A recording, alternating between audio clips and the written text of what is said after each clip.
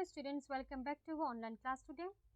आज का हमारा टॉपिक है, अगर आप बीएससी फर्स्ट ईयर माइक्रोबायोलॉजी की स्टूडेंट हो तो आपके पेपर फर्स्ट की फर्स्ट यूनिट का टॉपिक है, और अगर आप बीएससी बायोटेक्नोलॉजी स्टूडेंट हो तो आपके पेपर सेकंड की फर्स्ट यूनिट का टॉपिक है।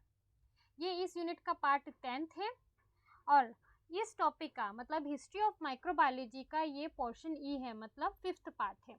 और आज हम फेमस साइंटिस्ट रॉबर्ट कॉच के बारे में पढ़ने वाले हैं। Let me introduce myself, professor Ruqaiya.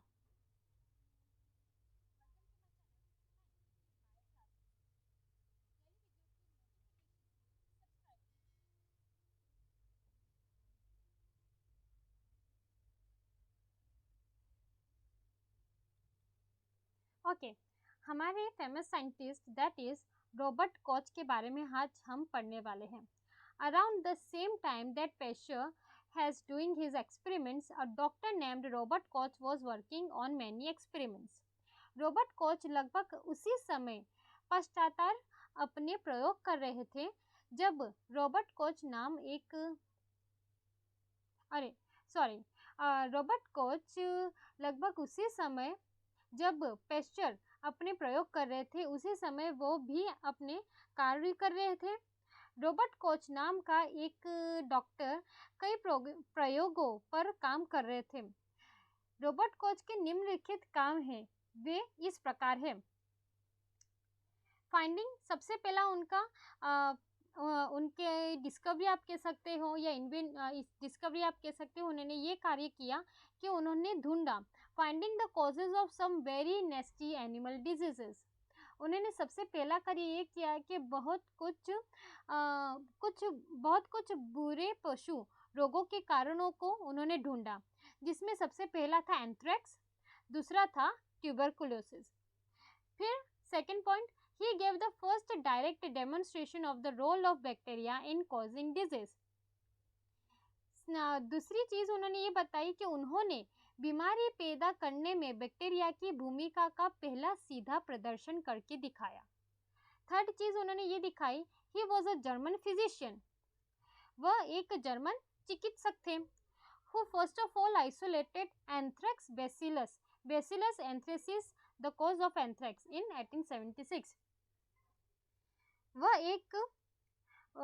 एक जर्मन चिकित्सक थे जिन्होंने 1876 में सभी अलग अलग एंथ्रेक्स बेसिलस, जो बेसिलस एंथ्रेक्स का कारण है, मतलब एंथ्रेक्स बीमारी का कारण है, उन्हें आइसोलेट करके उन्हें अलग करके बता दिया। He perfected the technique of isolating bacteria in pure culture। उन्होंने शुद्ध संस्कृति में बैक्टीरिया की अलग करने की तकनीक को सिद्ध करके दिखाया। ये जो आइसोलेटिंग बैक्टीरिया मतलब प्योर कल्चर किसे कहते हैं, आप जब माइक्रोबायोलॉजी में आपको मैं आगे की प्रोसेसेस में बताऊंगी। कल्चर में एक प्योर कल्चर नामक प्रक्रिया रहती है। इसमें क्या होता है कि सिर्फ एक ही प्रकार के माइक्रो ऑर्गेनिजम्स को ग्रो करने को ही प्योर कल्चर कहा जाता है, जिसमें सिर्फ एक समान के माइक्रो ऑर्गेनिज्म, एक ही स्पेसिस के माइक्रोऑर्गेनिजम्स पाए जाते हैं, उसे हम कहते हैं प्योर कल्चर।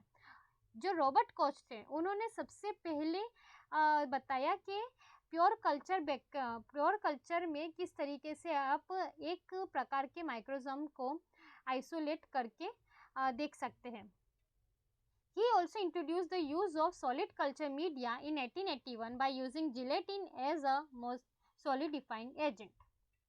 उन्होंने 1881 में जिलेटिन को एक जमना एजेंट मतलब सॉलिड कल्चर मीडिया, जमना एजेंट मतलब सॉलिडिफाइंग एजेंट के रूप में उपयोग करके ठोस संस्कृति मीडिया के उपयोग की भी शुरुआत की। इन्होंने जेलेटिन को एज अ सॉलिडिफाइंग एजेंट बताया। सॉलिडिफाइंग एजेंट किसके लिए, कि एक ऐसे कल्चरल मीडिया जिसमें सॉलिड स्टेट में होता है। मैंने ब्रोथ के बारे में बताया था। ब्रोथ एक लिक्विड मीडिया होता है जो बिल्कुल ही तरल तरल पदार्थ होता है, ठीक है। जबकि ये जो सॉलिड कल्चर मीडिया कैसा होता है कि जिसमें अगार अगार पाउडर मिला हुआ होता है और ये अगार पाउडर से वो सॉलिड हो जाता है, मतलब जम जाता है। तो ऐसे जमे हुए कल्चर मीडिया सबसे पहले रॉबर्ट कोच ने दिया, जिनमें उन्होंने जिलेटिन का उपयोग करके उसे सॉलिडिफाई बनाया, उसे एक जमने के आकार ठोस संस्कृति मीडिया में तब्दील किया। इन 1882 ही डिस्कवर्ड माइकोबैक्टीरियम ट्यूबरकुलोसिस। 1882 में उन्होंने माइकोबैक्टीरिया टेपेडिक की खोज की, मतलब ट्यूबरकुलोसिस की खोज की।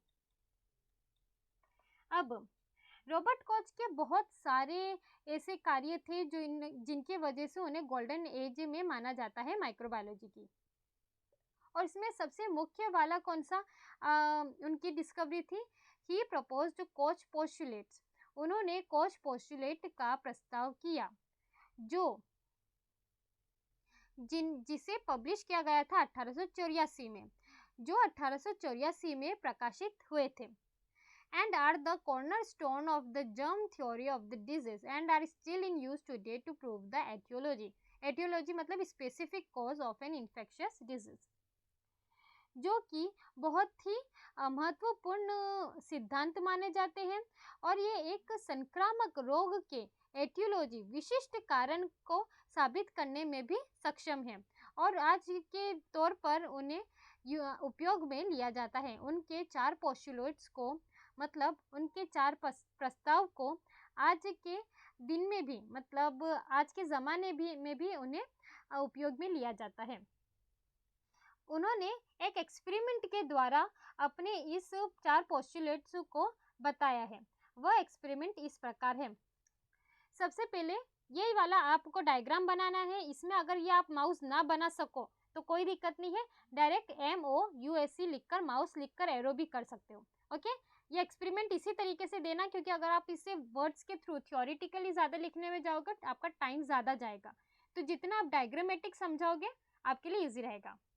सबसे पहले उन्होंने एक microorganisms are isolated from a dead animal. उन्होंने एक ऐसा लिविंग ऑर्गेनिज्म लिया जिसमें उन्होंने एक एक्सपेरिमेंटल एनिमल ले लिया, माउस मतलब चूहा। उन्होंने चूहे को लिया जो कि मरा हुआ ही था। जब उन्होंने उस चूहे में से उसकी, मतलब चूहे की स्प्लीन रहती है, ये एक बॉडी पार्ट है, स्प्लीन में से उन्होंने बी सेल्स को निकाला और उसे उन्होंने ग्रो किया ये सॉलिड कल्चर मीडिया पर, ठीक है, सॉलिड कल्चर मीडिया पर उन्होंने ग्रो किया। The microorganisms are grown in pure culture. ये जो प्योर कल्चर मतलब सॉलिड मीडियम पर उन्होंने जब स्प्लीन में से सेल्स निकाली और उससे ग्रो किया एज अ प्योर कल्चर, फिर उन्होंने माइक्रोस्कोप में देखा। माइक्रोस्कोप में देखने के बाद उन्हें पता चला कि उसमें कुछ अलग तरीके के माइक्रोजम्स पाए जा रहे हैं, मतलब सेल्स में, चूहे की लिविंग सेल्स में, जो मर गया था चूहा उसकी सेल्स में उन्हें कुछ ऐसे माइक्रोजम्स, मतलब कुछ आकार के उसमें ऑर्गेनिजम्स दिखे गए कि ये क्या आकार बने हुए हैं हर सेल्स के अंदर। फिर उन्होंने क्या किया, यही वाली जो यहाँ पर माइक्रोब्स ग्रो हुए थे उसी माइक्रोब्स को लेकर उन्होंने एक हेल्दी चूहे में डाल दिया, मतलब जो अच्छा स्वस्थ चूहा था उसमें उन्होंने ये वाले माइक्रोजम्स जो उन्होंने निकाले थे मरे हुए चूहे में से उसे डाल दिया एक स्वस्थ चूहे में। The microorganisms are injected into a healthy animal. एक स्वस्थ जानवर में उन्होंने डाल दिया ये वाले माइक्रोजम्स को। जब उन्होंने डाला तब उन्होंने देखा the disease is reproduced in the second animal. फिर से ये जो बीमारी के कारण ये वाला जो चूहा मरा था उसी बीमारी से संक्रमित कौन हो गया, ये जो स्वस्थ चूहा था ये उसी सेम बीमारी से संक्रमित हो गया। और जब उन्होंने इसी चूहे के भी, मतलब ये जो सेकेंड एनिमल था इस चूहे की भी स्प्लीन में से जब उन्होंने, मतलब सेल्स में से जब लिविंग ऑर्गेनिजम्स को अलग करके प्योर कल्चर में इनोक्यूलेट किया, इनोक्यूलेट करने के बाद उन्होंने जब इन्हें माइक्रोजम्स को ग्रो किया, फिर से उन्होंने माइक्रोस्कोप में देखा। माइक्रोस्कोप में फिर से वही सेम ही माइक्रोजम पाए गए, मतलब यही पैथोजेनिक माइक्रोजम, वो माइक्रो ऑर्गेनिज्म जो बीमारी फैलाते हैं उसे पैथोजेनिक कहते हैं, ठीक है। यही पैथोजेनिक माइक्रोजम फिर से ग्रो हुए प्योर कल्चर में, और फिर से उन्होंने जब देखा माइक्रोस्कोप में तो सिमिलर मतलब द आइडेंटिफाइड माइक्रोजम्स आर आइडेंटिफाइड, मतलब जो सेम यहाँ पर जो माइक्रोजम देखे गए थे बिल्कुल सिमिलर, बिल्कुल मिलते जुलते ही माइक्रोजम्स यहाँ पर भी देखे गए। तब उन्होंने 4 सिद्धांत दिए। वो 4 सिद्धांत इस प्रकार है, उनके 4 सिद्धांत इस प्रकार है। The organism causing the disease can be found in sick individual but not in healthy ones. ये वाला उन्होंने सबसे पहला क्या किया, जो डिजीज एनिमल था, ठीक है, उस डिजीज एनिमल में उन्हें सस्पेक्टेड पैथोजेंस दिखे, मतलब ये लंबे लंबे जो रॉड दिख रहे हैं ये सस्पेक्टेड पैथोजेंस है। पैथोजेंस उन माइक्रोजम्स को कहा जाता है जो बीमारी फैलाते हैं या बीमारी का कारण होते हैं, ठीक है। उन्होंने सिंपल सेल में अगर उन्हें ये लंबे लंबे रोड्स दिखे मतलब पैथोजेंस दिख गए, ठीक है, तो उन्होंने सबसे पहला ये सिद्धांत दिया, बीमारी पैदा करने वाला जीव बीमार व्यक्तियों में पाया जा सकता है लेकिन स्वस्थ लोगों में नहीं या स्वस्थ जानवर में नहीं पाया जाता। जैसे कि ये वाले लॉन्ग रोड्स आपको किस में देखे गए, डिजीज्ड एनिमल में जो मर गया बीमारी के कारण, उसमें ये वाले लिविंग ऑर्गेनिज्म देखे गए। लेकिन जो जानवर हेल्दी था, स्वस्थ था, जिसमें ये बीमारी नहीं पाई जा रही है, तो उसमें किसी भी तरीके के रोड्स नहीं देखे गए, ठीक है। उसके रेड ब्लड सेल्स में ये जो सेम ब्लैक कलर के आपको सस्पेक्टेड पैथोजन दिख रहे हैं वो यहाँ पर नहीं है। तो उनका सबसे पहला सिद्धांत यही था, the organism causing the disease, बीमारी पैदा करने वाला जीव, can be found in sick individuals but not in healthy ones. बीमारी पैदा करने वाला जीव बीमार व्यक्तियों में या बीमार जानवरों में पाया जा सकता है लेकिन स्वस्थ जानवरों में या स्वस्थ लोगों में नहीं पाया जाता। द ऑर्गेनिज्म, फिर सेकेंड उन्होंने सिद्धांत क्या दिया, the organism can be isolated and grown in pure culture. जीव को अलग थलग कर शुद्ध संस्कृति में उगाया जा सकता है, जैसे कि हमने यहाँ पर किया। ये यहाँ पर जब सस्पेक्टेड पैथोजन को देखा गया तब ये सिंगल पैथोजन को लेकर हमने प्योर कल्चर में जब उसे ग्रो किया तो वो प्योर कल्चर में हमें उसकी कॉलोनीज फाउंड हो गई। लेकिन सेम अगर हमने एक सैंपल इसमें से लिया, मतलब रेड ब्लड सेल में से जब हमने सैंपल लिया और उस सेम जिलेटिन के ऊपर ही जब हमने स्प्रेड करके माइक्रोजम को ग्रो करने गए तो कोई भी माइक्रोजम हमें मिला ही नहीं, मतलब ये वाले जानवर में किसी भी तरीके के पैथोजन मतलब बीमारी फैलाने वाले, बीमारी पैदा करने वाले माइक्रोजम नहीं थे। लेकिन इस जानवर में वो बीमारी करने वाले माइक्रोजम थे, और जब इन्हें एक इनोकुलेट मतलब एक इनोकुलम मतलब बहुत ही छोटा पोर्शन जब उसका हमने सॉलिड कल्चर मीडिया पर स्प्रेड किया और जब उसे इंक्यूबेट किया मतलब जब उसे ग्रो करने के लिए रखा, तब हमें प्योर कल्चर कॉलोनी प्राप्त हो गई। The organism must cause the disease when it is introduce into a healthy animal. अब ये तीसरे सिद्धांत में उन्होंने ये कहा, जीव को स्वस्थ जानवर में पेश किए जाने पर बीमारी का कारण बनना चाहिए। उन्होंने ये कहा कि अब समझ लीजिए कि ये ही वाले माइक्रोजम को अगर हम स्वस्थ ये वाले हेल्दी एनिमल में डालते हैं, ठीक है, ये हेल्दी एनिमल में डालते हैं, तब ये सुनिश्चित होना चाहिए कि हमें फिर से वही बीमारी मिले दूसरे एनिमल में भी। जीव को स्वस्थ जानवर में डालने पर बीमारी का कारण बनना चाहिए। The organism must cause the disease when it is introduce into a healthy animal. Same चीज़ अगर हम एक स्वस्थ एनिमल में एक फिर से बीमारी करने वाले माइक्रोजम को डालेंगे तो उसमें सेम है कि उसमें भी बीमारी फिर से पैदा हो जाएगी। The organism must be recovered from the infected animal and shown to be same as the organism that was introduced. जीव को संक्रमित जानवर से बरामद किया जाना चाहिए और उस जीव के समान दिखाया जाना चाहिए जिसे पेश किया गया था। अब क्या किया कि जिस माइक्रोजम को हमने उसमें डाला था सेम टू सेम ही माइक्रोजम उसमें से निकलना चाहिए। जब हम इस डिजीज एनिमल में से भी जब हम सैंपल लेंगे उसकी स्प्लीन, ठीक है, स्प्लीन एक बॉडी पार्ट है, जब स्प्लीन में से हम उसके ब्लड सेल्स को निकालेंगे और जब उसे ग्रो करेंगे या जब उसे माइक्रोस्कोप में देखेंगे तो हमें सेम टू सेम माइक्रोजोम मिलना चाहिए जो पहले वाले मरे हुए जानवर में देखा गया था। ठीक है, फिर फोर्थ पॉइंट उन्होंने क्या किया, the combined efforts of many scientist and most importantly Louis Pasteur and Robert Koch established the germ theory of disease. The idea that invisible microorganisms are the cause of disease is called germ theory. चौथे postulate में उन्होंने ये कहा कि जो बीमारियां जिस कारण होती है उसे पैदा करने वाले एक अदृश्य माइक्रो ऑर्गेनिज्म दैट इज अदृश्य सूक्ष्म जीव ही उसका कारण होते हैं।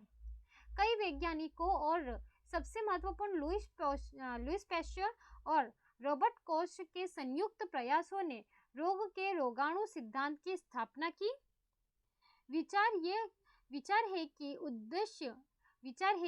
अदृश्य सूक्ष्म जीवों का कारण सिर्फ रोग को रोगाणु सिद्धांत कहा जाता है। ये जो बाद में उन्होंने इसका सिद्धांत दिया, ये जो 4 पोस्टुलेट्स दिए और ये जो आइडिया दिया कि जो भी बीमारियां फैलती है या होती है उसका कारण अदृश्य माइक्रो ऑर्गेनिज्म, अदृश्य सूक्ष्म जीव है, इसे एक थ्योरी का नाम दिया गया, जिस थ्योरी को नाम दिया रोगाणु सिद्धांत। ये सबकी मिली जुली मेहनत थी, जिस कारण उन्हें ये पता चला कि किसी भी इंसान या जानवर या पौधों में होने वाली बीमारियां किसी पाप या पुण्य की वजह से नहीं होती है। यह कारण सिर्फ है वो जीव के कारण होती है जो हमें दिखाई नहीं देते, जो अदृश्य माइक्रो ऑर्गेनिज्म, अदृश्य इनविजिबल माइक्रोनिज्म और अदृश्य सूक्ष्म जीव होते हैं। जब वह किसी स्वस्थ जानवर, इंसान या पौधों में चले जाते हैं तब वह एक बीमारी फैलाते हैं, जिसके कारण उस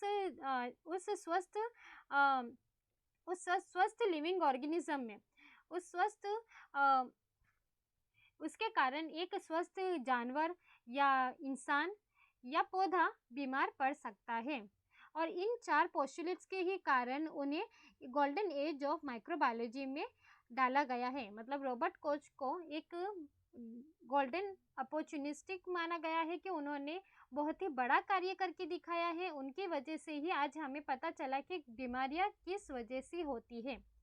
तो आज की वीडियो हमारी यहीं पर समाप्त होती है। Thank you. और ये डायग्राम आप सभी बना लेना कोच पोस्टुलेट्स की अलोंग विद द 4 पोस्टुलेट्स, और 4 इसमें दिए गए हैं उसके डायग्राम। ठीक है, ये डायग्राम और ये चाहो तो आप इसके पॉइंट्स से डायरेक्ट मेरे लिखे हुए पॉइंट्स में से भी देख सकते हो, या तो आप डायग्राम में दिए गए पॉइंट्स के थ्रू भी लिख सकते हो। लैंग्वेज ऊपर नीचे हो सकती है, कई बार ट्रांसलेट किया जाता है इंग्लिश को भी थोड़ा सा इजी करने के लिए, इसलिए आप चाहो तो कोई सी भी इंग्लिश में लिख सकते हो, या तो ये इंग्लिश में, ये तो आगे पिछले वाले पॉइंट्स के थ्रू भी आप लिख सकते हो। और हिंदी वालों को तो मैंने 4 पॉइंट्स बोले हैं, अगर आप कहो तो मैं फिर से रिपीट कर देती हूँ। पहला पोस्टुलेट ये था, बीमारी पैदा करने वाला जीव बीमार व्यक्तियों में पाया जा सकता है लेकिन स्वस्थ लोगों में नहीं। दूसरा पोस्टुलेट, जीव को अलग थलग कर शुद्ध संस्कृति में उगाया जा सकता है। तीसरा पोस्टुलेट, जीव को स्वस्थ जानवर में पेश किए जाने पर बीमारी का कारण बनना चाहिए। और चौथा पोस्टुलेट, जीव को संक्रमित जानवर से बरामद किए जाना चाहिए और उस जीव को समान दिखाया जाना चाहिए जिसे पेश किया गया था। इस 4 पोस्टुलेट को दिया गया है हिंदी लैंग्वेज में, तो आप अगर हिंदी मीडियम है तो आप डायरेक्ट ये 4 पोस्टुलेट्स लिख लीजिएगा। ओके, अब हम नेक्स्ट क्लास में मिलेंगे। Thank you.